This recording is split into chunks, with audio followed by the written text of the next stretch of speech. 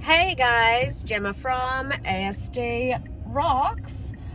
I got a really interesting question today because we've been doing all of the Father's Day thing, and because we've been doing cooking and stuff like that, which I never do videos of because, and the whole eating thing and just the disaster of autism and food generally. Someone said to me, what's round chicken? Like, what's round chicken? I don't get it. And it occurred to me that most of the words that we have, that Beau uses for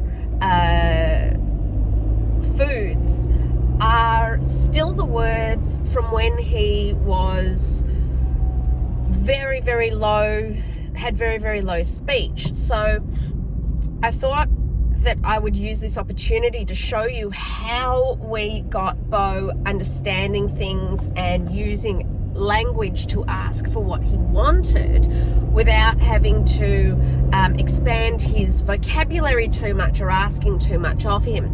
So as with every child, doesn't matter what age they are, when you're learning to talk, they always go through this colors, animals, shapes, those sorts of things. It's a very standard thing when you have a baby who is absolutely typical. All the books associated are always colors, animals, shapes, those sorts of things.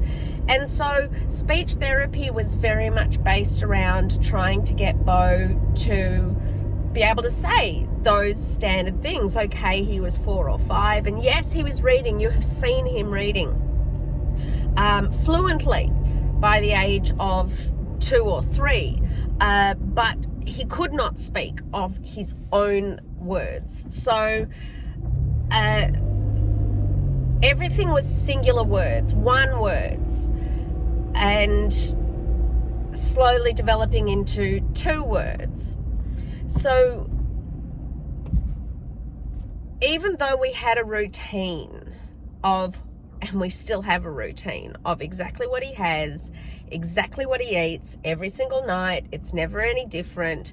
It's always, and sometimes we shake it up a little bit by saying, I know it's Friday and you usually have fish, or it's Sunday and you usually have fish, but they were out of fish. So they weren't out of fish, but we don't want it to be too routined, otherwise he's not capable of eating something else different on a different day. But the 5 foods that he would eat were Weet-Bix, which are actually Vita-Brits, but for some reason got called Weet-Bix, don't know why, just branding. The other food, so that's like one word.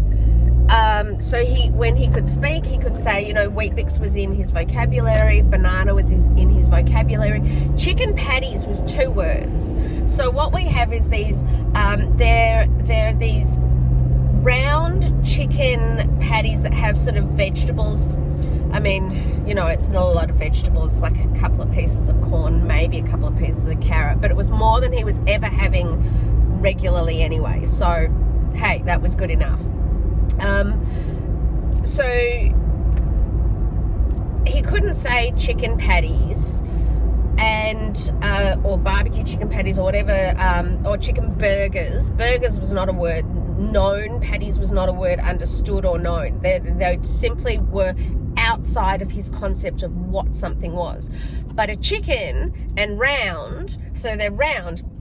He knew what round was, and he knew what a chicken was, because that's what we'd been working on for years and years and years. And I had all the little models of animals, and what does this say and what does that say, the same way you would with any developing child when they're learning to speak.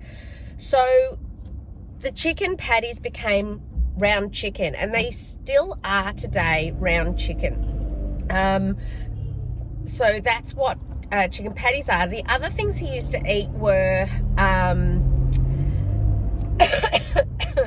these cevapcicis.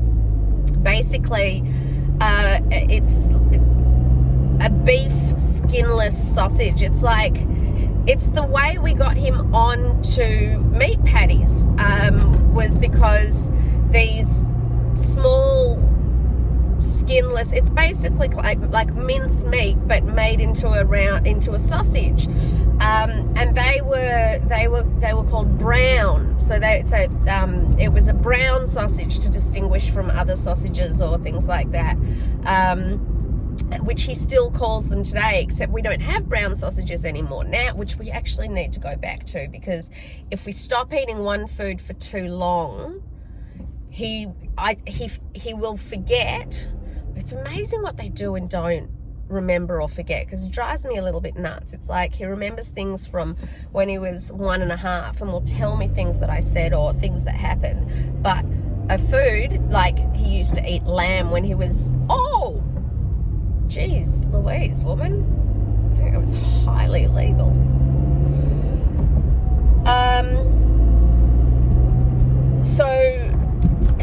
But yet when it comes to foods, he's like, oh, I haven't eaten it in the last 5 days, so it's not a safe food, I'm not going to eat it. Okay, so now we're dealing with that. So they're now that he's verbal, they're just patties, beef patties. But initially it was a description of a colour, and so they would be brown sausages. We had round chicken. Fish was easy to say, so that was fine. He never ate sandwiches initially. It was really hard to get him onto sandwiches. That time going through from mush food to solids, that's really around, that's really when the problems sort of started occurring with the foods. Everything didn't look the same. Before that, I guess it was all just mush. It was all mashed up.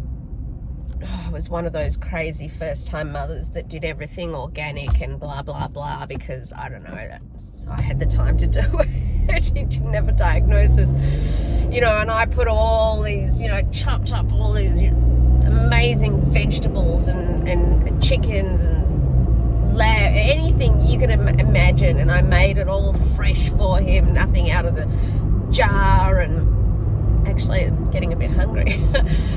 So when it all stopped, I guess, looking the same, and we started going on to solids, and we were individualizing foods, was when we started really coming into problems with, I don't eat that or I do eat that. And of course, being nonverbal and so young, it wasn't a matter of him saying, I don't eat that. He would just refuse to eat. And then everyone would do that, oh, fussy child, blah, blah, blah. And then we'd end up in hospital on a feeding tube, and, everyone would, no child will starve themselves to death, and my child would start dying. And it was just, oh my God, it was insane. But the point of this is speech. If you have a child that has a low vocabulary, use the words that they can use for a variety of things. If they can't say, grass, get them to say green and expand later. If they know colours, shapes, or animals, and you can look at the food that they eat, which is probably why nuggets is one of those big things, because for kids, Bo wouldn't eat a nugget if I paid him, literally. But, which is the same reason that we call chips, the Smith's original chips, blue chips. I forget now that these words are even not what these items are called. So, because he knew the packet was blue and they were the ones that he liked, and he couldn't say, is this salt and vinegar or is this original? He couldn't ask the question. we'd go down the aisle or whatever, and he would say blue, and it was by the blue chip, and I would always expand on the words. If he said blue, I would repeat it and put the second word on, blue chips, and I would grab the packet and put it in, hold it, blue chips. So we still call them blue chips. When that gorgeous Michaela had her 21st, and she rang and said, you know, what does Bo like to eat? And I was like, oh, blue chips. And she was like, and I forget that round chicken isn't a thing. I forget that blue chips isn't a thing. I forget, you know, brown sausage isn't like a normal thing that people say, because we've just been using those words for so long, because they were the only words that he could use. Brown sausage didn't start as brown sausage, it started as brown, right? Because he could say brown when he was singular words. And so every time I took it out, I just did the best I could to add on another word. So it became brown sausage, and then eventually it just became a thing of, oh, what's for dinner tonight, Bo? And he would be able to say round chicken, brown sausage. And then afterwards he'd be like, you know, can I have some blue chips? They change our language, or we should change our language so that we can communicate with our kids at their level, so that if we are using the same language that they are using, we know how to expand on it. We know what their concrete words are. We repeat that word and then expand that word. That is how we get verbal. It's routine, and eventually it rubs off. It's everything. I always talk about slow exposure to experiences, but it's slow exposure to this as well, you know, to language. They're just a slower exposure